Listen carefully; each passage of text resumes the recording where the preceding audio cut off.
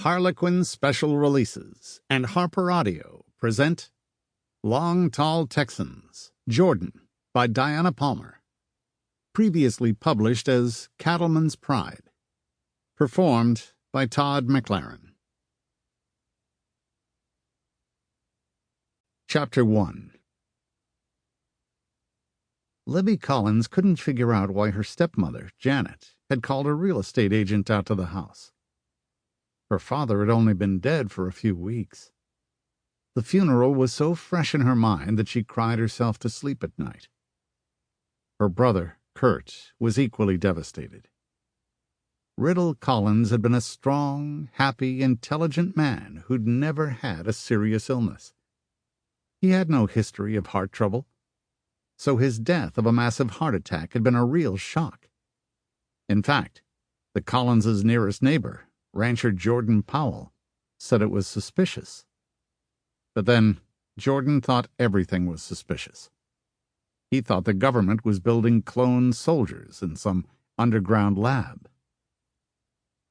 Libby ran a small hand through her wavy black hair, her light green eyes scanning the horizon for a sight of her brother. But Kurt was probably up to his ears in watching over the births of early spring cattle far in the northern pasture of the Powell ranch.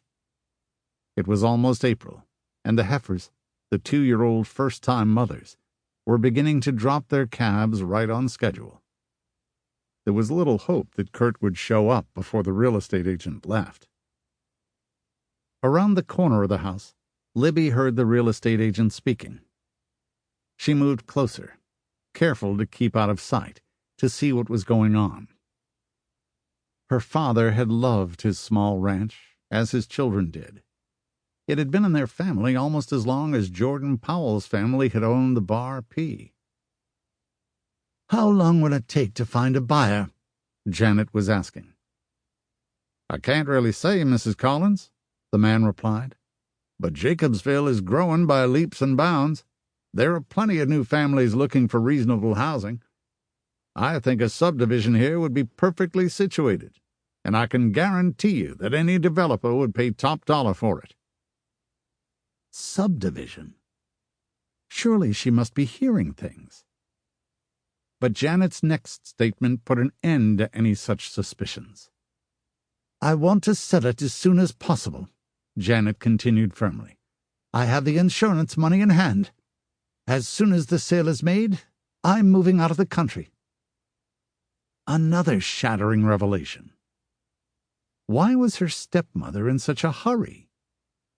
Her husband of barely 9 months had just died, for heaven's sake. "I'll do what I can, Mrs. Collins," the real estate agent assured her. "But you must understand that the housing market is depressed right now, and I can't guarantee a sale, as much as I'd like to." "Very well," Janet said curtly. "But keep me informed of your progress, please."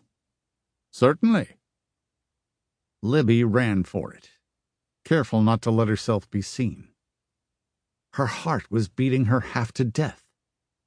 She'd wondered at Janet's lack of emotion when her father died. Now her mind was forming unpleasant associations. She stood in the shadows of the front porch until she heard the real estate agent drive away. Janet left immediately thereafter in her Mercedes. Libby's mind was whirling. She needed help. Fortunately, she knew exactly where to go to get it. She walked down the road toward Jordan Powell's big Spanish-style ranch house. The only transportation Libby had was a pickup truck, which was in the shop today having a water pump replaced.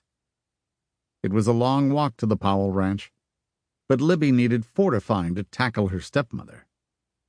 Jordan was just the person to put steel in her backbone. It took 10 minutes to walk to the paved driveway that led through white fences to the ranch house. But it took another 10 minutes to walk from the end of the driveway to the house. On either side of the fence were dark, red-coated Santa Gertrudis cattle, purebred seed stock, which were the only cattle Jordan kept. One of his bulls was worth over $1 million. Sample complete. Ready to continue?